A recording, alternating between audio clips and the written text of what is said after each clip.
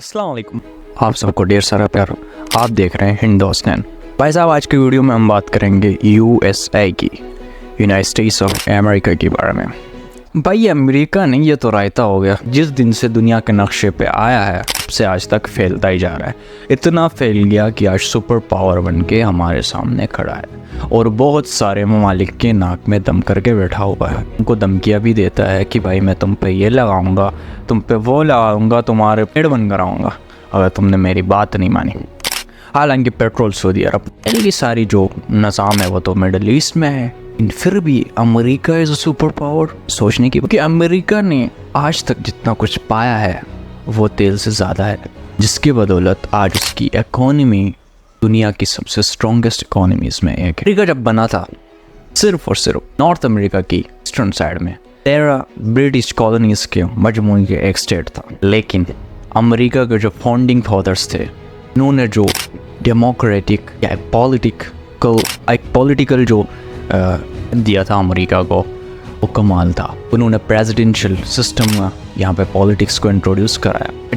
Democracy में presidential जो system है उसमें जो डिसीजन मेकिंग है वो बहुत स्ट्रॉन्ग होती है। पार्लियामेंट्री जो सिस्टम होते हैं उसमें डिसीजन मेकिंग बहुत स्लो और वीक होते हैं, जिसके बदौलत अमेरिका की इकोनॉमी तो ग्रो कर गई, साथ साथ उसका जो एरिया था वो भी ग्रो करता गया। अमेरिका की कहानी का आगाज़ होता 4 जुलाई 1776 में, जब अमेरिका ने आज़ादी पाई ब्रिटिश कॉलोनिज्म से और एक डेमोक्रेटिक कंट्री के तौर पर दुनिया के नक्शे पे उभर आया। उसके बाद 1803 में पहली दफ़ा अमेरिका के प्रेसिडेंट ने थॉमस जेफरसन ने $15 मिलियन के एवज फ्रांस से लुइसियाना खरीद लिया, जिसके बाद अमेरिका का जो एरिया है वो उसके पहले वाले एरिया से डबल हो गया। अब सिर्फ एरिया नहीं मिला इनको, दुनिया की बहुत सारी प्रीशियस मिनरल्स का भी अमेरिका मालिक बन गया, जिसने डायरेक्टली अमेरिका को काफी सदियों तक उसकी इकोनॉमी को बूस्ट कर दिया। 1845 में 1845 में अमेरिका ने टेक्सास पर कब्जा कर लिया, जिसके नतीजे में 1846 में मैक्सिकन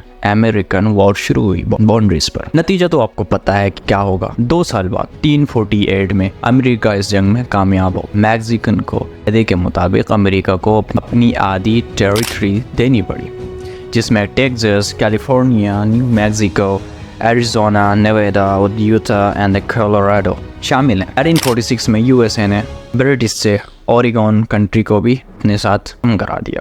बाद में 1867 में उसने रशिया से अलास्का भी ख़रीद लिया। इसको पता है कि ये ज़मीन तो है ही, लेकिन इसके अंदर जो कुदरती ज़खायर हैं, नेचुरल रिसोर्सेज हैं, वो अमेरिका को बहुत आगे ले जा सकता है। और 1898 में स्पेनिश अमेरिकन वार हुई, जिसमें अमेरिका फिर से फतहयाब हुआ। नतीजे में अमेरिका को सेंट्रल अमेरिका में और पैसिफिक में कंट्रोल मिल गया। कंट्रोल मिलने के बाद अमेरिका ने हवाई जो आइसलैंड है उस पर भी कब्जा कर लिया। उसके बाद अमेरिका ने जो पैनामा कैनाल का कंस्ट्रक्शन था वो फ्रेंच कंपनी से ले लिया, ख़रीद लिया इसने।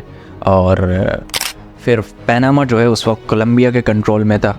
तो अमेरिका की पहली साजिश ये हुई कि अमेरिका का जो उस वक्त का प्रेसिडेंट था उसने पैनामा को एक आज़ाद इंडिपेंडेंट रियासत बनाया। बज़ाहिर तो वो आज़ाद था, लेकिन उस पर कंट्रोल सारा अमेरिका का था। इस सारी टेरिटरी एक्सपेंशन का फ़ायदा अमेरिका को ये हुआ कि आज अमेरिका पैसिफिक से लेके अटलांटिक तक सब पे अपना कंट्रोल रखता है।